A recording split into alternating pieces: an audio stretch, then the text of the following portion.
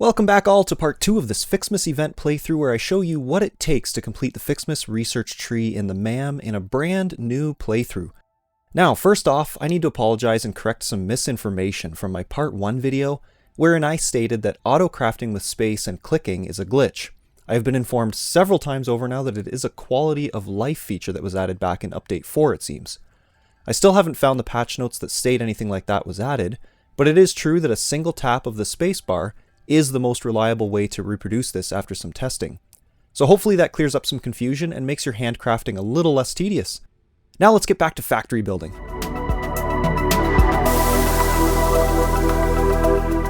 So here we are going to start by automating one of the tediums that we have dealt with thus far by building the Mark I miner that we just unlocked as part of our last hub upgrade. This will greatly increase our capacity to hoard raw resources by creating the ingots we need continuously and making them more readily available when needed. Let's place one down on each type of node we are working with so far, and this will allow us to automate the parts that we are needing so many more of as we begin building out our starter factory. Next, we will want a smelter in front of each miner. We will be changing how this is set up later when we start expanding and unlocking more factory tools, but for now, automation is key. Don't worry so much about the spaghetti look that you will be creating. You will likely be tearing this all down and redoing it soon enough. And that is a tip that I want all new players to take away. Don't be afraid to tear down and redo sections of a factory. You'll always come out better for it afterwards. Next, we want to set up the smelter's recipe, just like we did with the previous smelters that we set up. If the miner is on a copper node, then the smelter will need to be set up for copper ingots. Do this for as many nodes you set miners up on, and begin running belts for these nodes to a building that we haven't started using yet, the constructor. You will likely want to build a few of these in a flat area and run your belts from the smelters to the constructors, but you could also just build the constructors right after the smelters if you want. Again, we are going to want to redo this as soon as we unlock foundations to build on. This will give us snapping and much cleaner and more efficient builds once we add belt splitters and mergers, but we'll get to those in a bit. Add power poles as needed to hook each factory machine up to the power grid. You will see that each machine has a power consumption requirement. Our 2 hub biomass burners each provide 20 megawatts of power for a total of 40 if both are running simultaneously. Biomass burners are the only power generator in the game that only consume as much fuel as is needed to provide the percentage of power that is being drawn from them up to their maximum. All other generators will consume all their required fuel and provide full power, essentially wasting resources in the process. I won't get into power in detail in this walkthrough, as I'm concentrating on getting you to the end of the FICSMAS event, but there are already several great videos out there on the topic, and I might do a deep dive into power later. At this point, you may have heard my power grid in the background just shut down. That is due to the fact that I have hooked up too many machines to my current grid and overloaded the grid, causing the breaker to trip. So, how do we fix that? Add more power, of course. Unfortunately, we haven't unlocked the next item that we need to make more power, and are limited to the hub biomass burners. But the factory must grow. So let's unlock the next hub upgrade, which will allow us to build more power generators. And after a bit more handcrafting, we have the required resources to complete the next tier of hub upgrades. Let's do that now.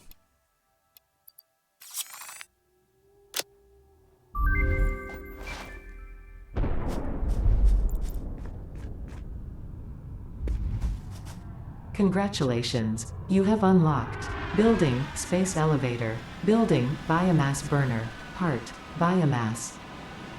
Motivational message: congratulations, you succeeded in every provided task. On behalf of Fixit Incorporated, I thank you for your current and future service. Additional knowledge: the hub terminal has been converted to give access to milestones there to ensure you progress along Fixit-approved protocols. Note: future developments should be aimed at constructing the space elevator and, as such, initiating project assembly. Good luck. Okay, and just like that, we now have a fully upgraded hub and the option to build better power systems to run our factory on. We have also added the first piece of the puzzle for the FICSMAS event as part of this upgrade. We can look at that in more detail shortly. We now also have the option of a Tier 1 milestone called base building. We are going to want to get that as quickly as we can, as this is where the true factory building begins. I say we get on it. Let's quickly fix our power supply issue by setting up several biomass burners. These units are larger than the hub units and put out 50% more power per unit for an output of 30 megawatts each. Other than that change, they operate the same as the hub burners. We will also begin to use a more efficient fuel that we just unlocked called biomass. Up until this point, of course, we've been fueling these burners with either leaves or wood. No longer. We are going to want to, for now at least, craft all our leaves and wood into biomass as it burns more efficiently in the burner and lasts longer. Then, fill all your burners with the biomass and store the rest until needed. Once we have set up the rest of the constructors and have everything automated for now, we can remove these early smelters to get back their resources, unless we hook them directly up and are currently using them as part of our factory. Now let's take a look at that advent calendar that we unlocked with the max level hub. I am about halfway through December in this recording, so I can unlock many of these already. I would recommend only unlocking these legitimately, as this is the only place that you can receive these items, and accidentally losing these unlocked items will stop progress for research progression and remove the possibility of further progression in the FICSMAS event, so be very careful as to what you do with the items that you receive from the calendar for now. I would recommend placing them in hub storage until you are ready to use them.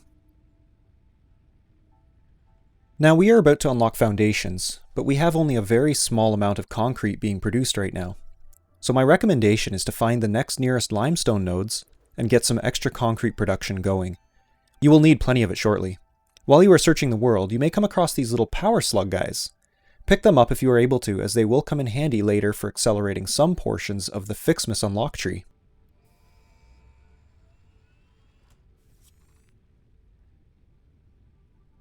Infrastructure and improved overview. Building these will provide a grid for more advanced organizing and sectioning of your factory.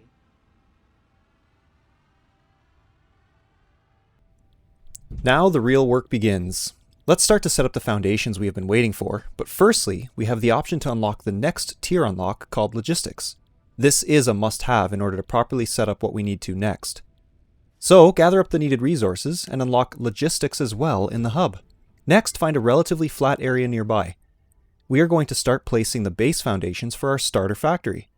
Starting at a higher point in this relatively flat area we found, and using any of the sizes of flat foundation, we will hold control while placing foundations freely on the ground to lock them to the world grid. This will make connecting factories later much easier. Place your first foundation piece, then press R to change the build mode to Zoop, after ensuring you have plenty of concrete and iron plates, and place your first foundations. Continue in the desired area until you have a decent sized pad. I would start with at least a 10 by 10 foundation area, although it doesn't necessarily have to be a square. At this point, your best bet is to bring either the raw resources from the miners or ingots from the smelters to this new pad and begin to set up several constructors for each type of resource you have available to build currently. Leave a little space to add extra constructors. Place a splitter, found under the Build menu's Logistics tab, in front of each of the inputs on the constructors, then connect your belts to the constructors. Take note of the arrows on the constructors and the splitters, ensuring that inputs on the splitters line up with the direction that your belts are coming from, and the outputs on the splitters line up with the inputs on your constructors. Holding control while placing splitters and facing the input of the constructor can help snap the splitter to the input and make it easier to line up with.